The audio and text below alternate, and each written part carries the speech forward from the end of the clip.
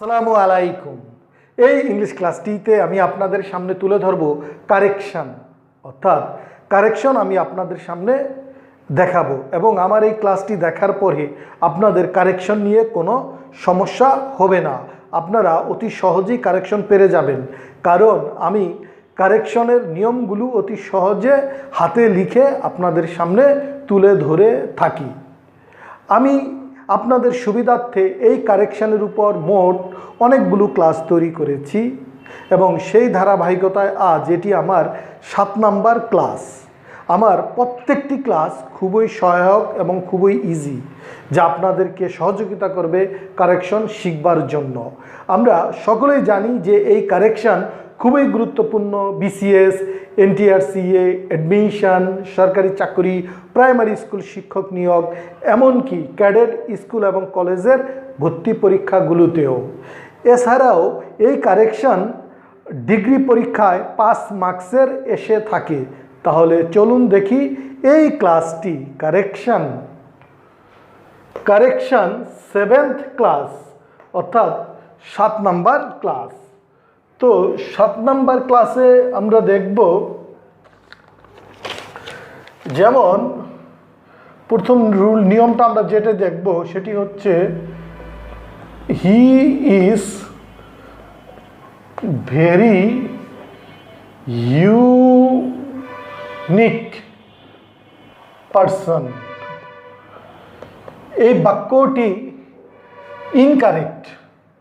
তাহলে এর কারেক্ট কি? এর কারেক্ট হচ্ছে he is unique. He is unique person. এর হি ইজ ইউনিক পারসন এটি হচ্ছে কারেক্ট, কারণ এই ইউনিকের পূর্বে কখনোই ভেরি, রেদার, মোর এবং মোস্ট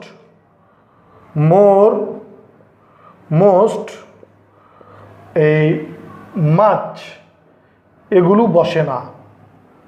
তাই ভেরি হবে না, শুধু হবে হি ইজ ইউনিক পারসন। তাহলে ইউনিকের পূর্বে কি বসে না? ভেরি, রেদার, মোর, মোস্ট, মাচ বসে না। তো আমরা যদি কারেকশনের আরও অন্যান্য নিয়মগুলি দেখি, সেখানে দেখতে পাবো যে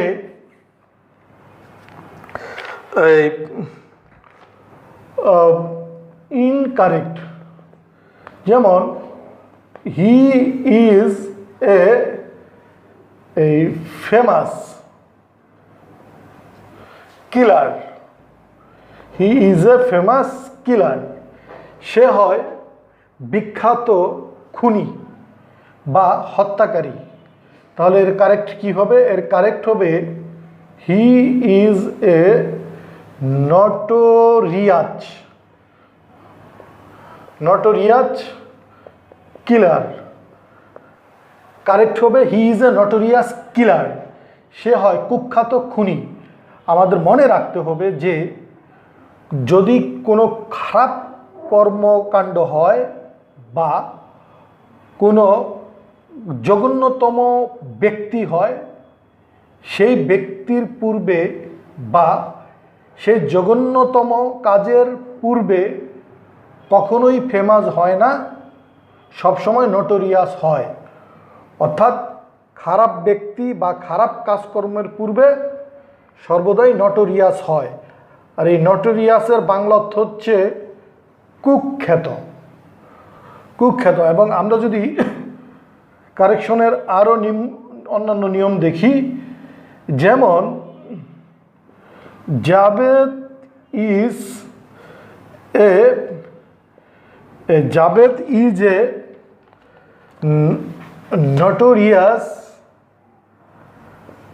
notorious poet।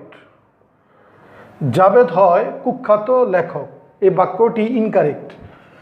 এর কারেক্ট কি হবে? Javed is a famous poet. Javed হয় বিখ্যাত ব্যক্তি। অর্থাৎ কোনো ব্যক্তি যদি ভালো কাজকর্মে বিখ্যাত হয় বা কোনো কাজকর্ম যদি বিখ্যাত হয়ে থাকে তাহলে সেখানে ফেমাস হয়, কখনোই নটোরিয়াস হয় না। তাই Javed is a famous poet, এই বাক্যটি সঠিক। তাহলে আমরা কি শিখলাম? যে কোনো ব্যক্তি অথবা কোনো কাজকর্ম যদি অনেক সুপরিচিত হয় বা সবার কাছে জানাশোনা হয় তাহলে সেখানে ফেমাস হয়ে থাকে, অর্থাৎ ভালো বিখ্যাত কাজের জন্য ফেমাস, আর খারাপ বা মন্দ কাজের জন্য নটোরিয়াস হয়ে থাকে। এবং আমরা যদি কারেকশনের আরও অন্যান্য নিয়মগুলি দেখি সেখানে দেখতে পাবো যে এই ইনকারেক্ট, যেমন it is you who has solved the problem. It is you who has solved the problem, এই বাক্যটি ইনকারেক্ট। তাহলে এর কারেক্ট কি হবে? এর কারেক্ট হবে it is you who have solved the problem, এটি হচ্ছে correct. It is you who have solved the problem. আমাদের মনে রাখতে হবে যে এই who is that, who is that, অর্থাৎ এই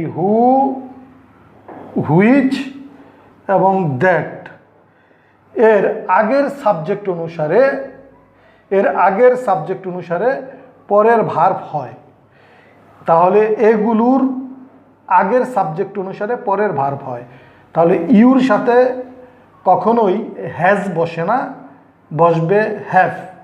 তাই এই বাক্যটি কারেক্ট। তাহলে আমরা কি শিখলাম? হু ইজ দ্যাট এগুলোর পূর্বের সাবজেক্ট অনুসারে এগুলোর পরের ভার্ব হয়ে থাকে।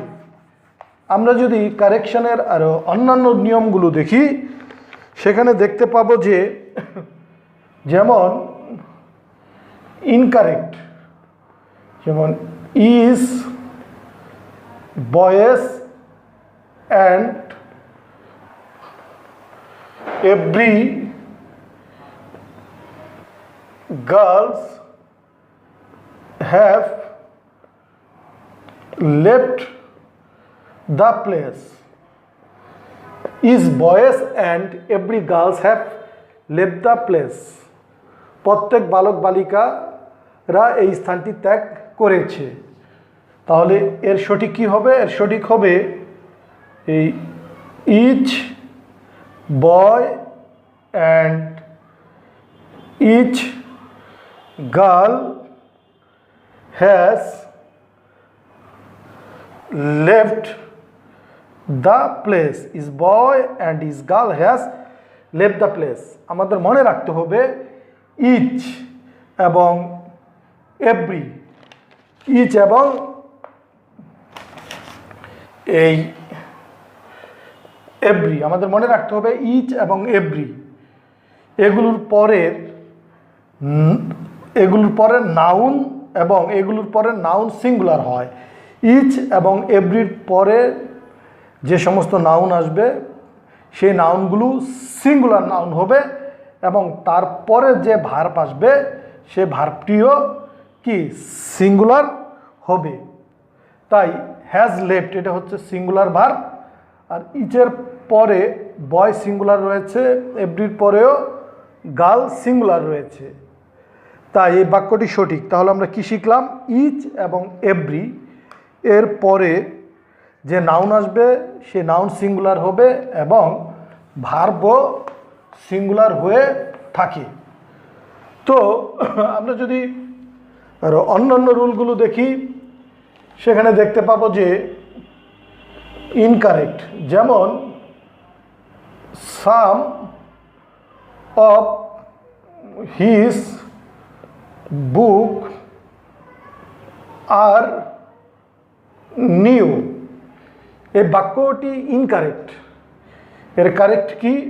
এর কারেক্ট হবে some of his books are new, এটি হচ্ছে কারেক্ট। কারণ এই সামের পরে যে নাউন থাকবে সে নাউনটা অবশ্যই প্লুরাল হবে এবং ভার্বও প্লুরাল হয়। তাই এই সামের পরে এইখানে নাউনটা সিঙ্গুলার আছে বিধায় এই বাক্যটি ইনকারেক্ট। তাই এই বাক্যটি কারেক্ট হওয়ার কারণ যে সামের পরে নাউনটি প্লুরাল আছে। আমাদের মনে রাখতে হবে যে সামের পরে কি নাউন ও ভার্ব উভয় প্লুরাল হয়, কখনোই নাউন ও ভার্ব সিঙ্গুলার হয় না। তো আমরা যদি কারেকশনের আর অন্যান্য নিয়মগুলো দেখি সেখানে দেখতে পাবো যে এই ইনকারেক্ট, যেমন নো বডি এই হ্যাভ ডান ইট, কেউ ইহা করে নাই, কেউ ইহা করে নাই, এই বাক্যটি ইনকারেক্ট। তাহলে এর কারেক্ট কি? এর কারেক্ট হবে নো বডি এই হ্যাজ ডান ইট, এটি হচ্ছে কারেক্ট। কেন কারেক্ট? আমাদের মনে রাখতে হবে যে নো বডি এই nobody, no one, none, everybody, everybody এই এভরিওয়ান, সামবডি, সামবডি এই সামওয়ান এবং এনি বডি বা এনি ওয়ান। অর্থাৎ এই nobody, no one, none, everybody, everyone, somebody, someone, anybody বা এনি ওয়ান, এগুলো পরে ভার্ব সর্বদা সিঙ্গুলার হয়, এগুলোর পরে ভার্ব সর্বদা সিঙ্গুলার হয়। তাহলে নো বডি হ্যাজ ডান ইট, এটি হচ্ছে সিঙ্গুলার, তাই এটি কারেক্ট। তাহলে আমরা কি শিখলাম? যে nobody, no one, none, everybody, everyone, somebody, someone, anybody, anyone, এগুলোর পরে সর্বদা সিঙ্গুলার ভার্ব হয়ে থাকে। তো আমরা যদি আরেকটি উদাহরণ দেখি, যেমন আরেকটি নিয়ম দেখি, যেমন ইনকারেক্ট, যেমন এভরিবডি ট্রাস্ট, ট্রাস্ট রাশেদ, প্রত্যেককেই রাশেদকে বিশ্বাস করে, এই বাক্যটিও ইনকারেক্ট। তাহলে এর কারেক্ট কি? এর কারেক্ট হবে যে everybody trust, everybody trust Rashed, এটি হচ্ছে correct. Everybody trust Rashed, Rashed এটি হচ্ছে কারেক্ট। কারণ এই everybody, everybody, everyone, somebody, someone, anybody, anyone, nobody, no one, none, এগুলো থার্ড পারসন সিঙ্গুলার নাম্বারের কাজ করে থাকে এবং বাক্যটি যদি প্রেজেন্ট ইনডিফিনিট টেন্স হয় তাহলে মূল ভার্বের সাথে অ্যাজ অথবা ইয়ের যোগ হয়।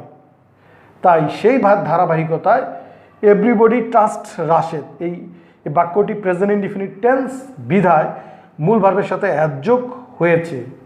তাহলে আমরা কি শিখলাম? যে everybody, everyone, somebody, someone, anybody, anyone, nobody, no one, none, এগুলোর পরে ভার্ব আসলে মূল ভার্বের সাথে অ্যাজ অথবা ইয়ের যোগ হয় যদি বাক্যটি প্রেজেন্ট ইনডিফিনিট টেন্স হয়। তো তাহলে প্রিয় শিক্ষার্থীগণ, আমি আপনাদের সামনে তুলে ধরলাম কারেকশনের কয়েকটি নিয়ম। আপনারা এগুলো আগে মুখস্থ করুন, মুখস্থ করে চর্চা করুন। আপনারা ভালো থাকুন, সুস্থ থাকুন।